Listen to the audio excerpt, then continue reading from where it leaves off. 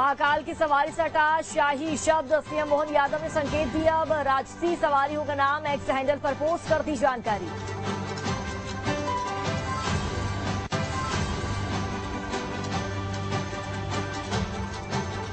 रानी अहिल्याबाई की जयंती को लेकर सीएम मोहन यादव का बयान। रानी अहिल्याबाई की 300वीं जयंती पर होगा विशेष आयोजन। साल भर कार्यक्रम करेगी सरकार, समाज के सामने लाए जाएंगे माता अहिल्याबाई होलकर के काम, लोगों को बताएंगे माता अहिल्याबाई का योगदान, सेवा कार्य, नारी सशक्तिकरण, सुशासन की मिलेगी जानकारी। कार्यक्रम के लिए सरकार ने बनाई है समन्वय समिति। हम सबका सौभाग्य है, उनकी 300वीं जयंती के अवसर पर मध्य प्रदेश सरकार उनके निमित्त पूरे वर्ष विभिन्न कार्यक्रम करने वाली है। उन कार्यक्रमों के माध्यम से उनके जीवन के उदात्त ध्येय को सबके सामने लाएंगे, जिसमें वो नारी सशक्तिकरण के साथ साथ बहनों के लिए जीवन में न केवल वो अधिकार दिलाती है, बल्कि हमारे सुशासन की बेहतर उदाहरण प्रस्तुत करती है। मेरी अपनी ओर से ऐसी लोक कल्याणकारी राजमाता के शासनकाल के स्मरण ये जो समिति बनाई गई है, ये समिति जीवन के उनके विविध पक्षों को समाज के सामने लाने में समर्थ होगी। ये अपेक्षा के साथ आइए लोकमाता के कामों को जनता के बीच उजागर करें। दमोह हादसे पर मुख्यमंत्री मोहन यादव ने जताया दुख, कहा हमारी संवेदनाएं शोकाकुल परिवार के साथ। सीएम ने पीड़ित परिवारों की आर्थिक मदद का ऐलान किया। मृतकों के परिजनों को 2-2 लाख रुपए की आर्थिक मदद दी जाएगी। घायलों को दी जाएगी 50-50 हजार की सहायता राशि। बाबा महाकाल दिवंगत आत्माओं को अपने श्री चरणों में स्थान दें। घायलों के शीघ्र स्वस्थ होने की कामना करता हूं। ट्रैक्टर ट्रॉली पलटने से 2 श्रद्धालुओं की हुई थी मौत। हादसे में घायल 6 लोगों का चल रहा इलाज। गुगल से जटा शंकर धाम जा रहे थे श्रद्धालु।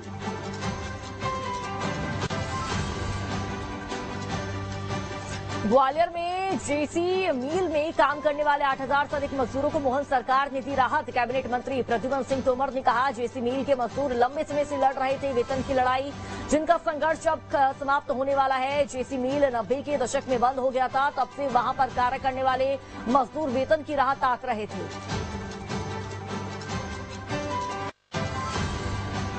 8000 परिवारों को एक संजीवनी बूटी का काम करेगा। उन परिवारों का पैसा रुका हुआ था और रुके होने के कारण नौकरी उनकी चली गई। असमय वो वृद्ध हो गए, असमय उनके ऊपर संकट का एक बादल आ गया। तो ये उन्होंने संघर्ष बहुत किया।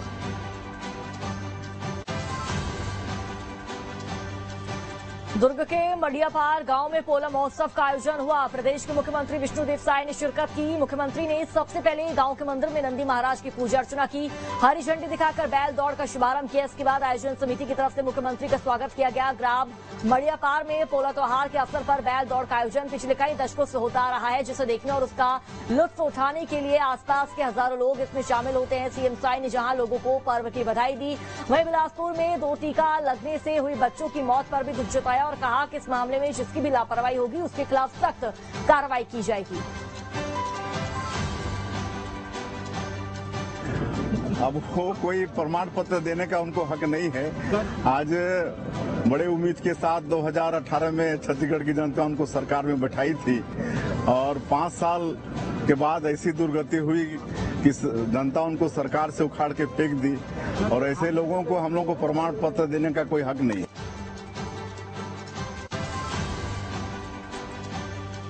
रायपुर स्थित मुख्यमंत्री निवास में राष्ट्रीय पोषण माह 2024 का शुभारंभ किया गया। सीएम विष्णुदेव साय ने कार्यक्रम में मौजूद लोगों को कुपोषण के समूल नाश की शपथ दिलाई। सीएम ने कहा, हमारी मातृशक्ति सुपोषित होगी तो निश्चित ही हमारे बच्चे और आने वाली पीढ़ी स्वस्थ और सुपोषित होगी, जिसके लिए हमारी सरकार प्रतिबद्ध है।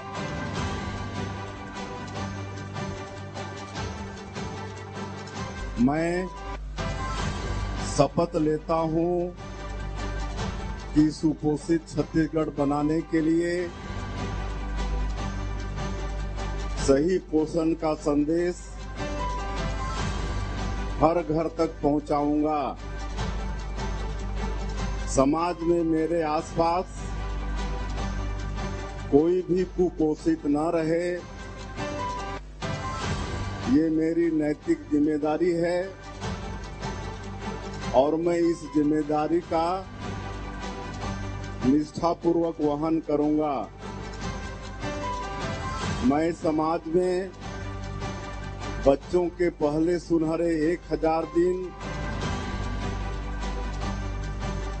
अनीमिया की रोकथाम, पोषण, विविधता, स्वच्छता और साफ सफाई के प्रति व्यापक जन जागृति हेतु यथासंभव प्रयास करूंगा। मुझे स्वीकार है कि सही पोषण हम सबकी जिम्मेदारी है और इस दिशा में मेरे द्वारा बढ़ाया गया हर एक कदम पूरे समाज में पोषण की नई लहर लेकर आएगा। जय जोहार, जय छत्तीसगढ़। रायपुर में महिला अत्याचार पर बोली सुप्रिया श्रीनेत। कांग्रेस नेत्री सुप्रिया श्रीनेत ने भारतीय जनता पार्टी सरकार पर निशाना साधा। कहा कहीं भी महिलाएं सुरक्षित नहीं हैं।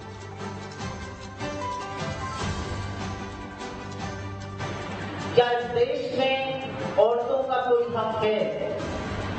क्या इस देश में खेत में काम करने वाली अनपढ़ मजदूर, स्कूल की नाबालिग बच्ची, दफ्तर में काम करने वाली महिला, बस में चढ़ने वाली गृहिणी और यहाँ तक कि अस्पताल तक में कार्यरत एक डॉक्टर सुरक्षित है?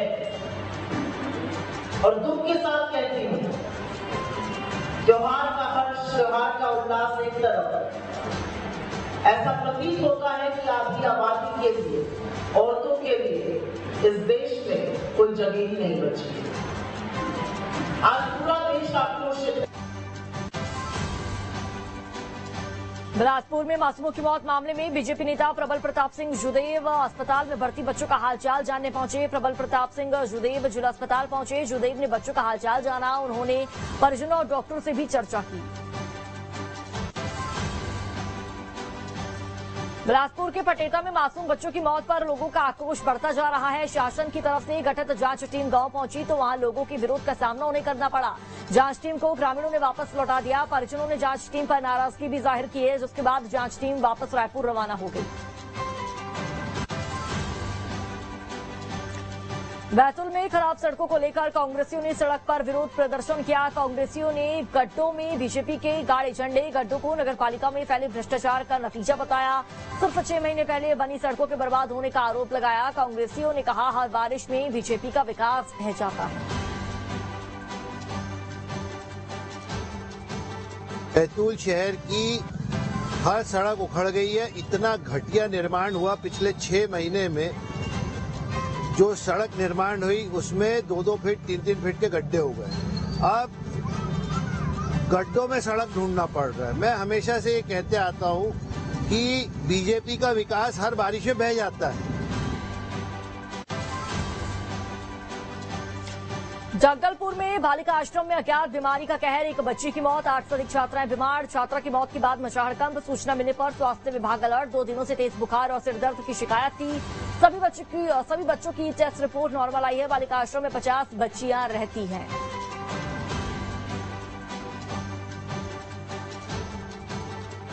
गहन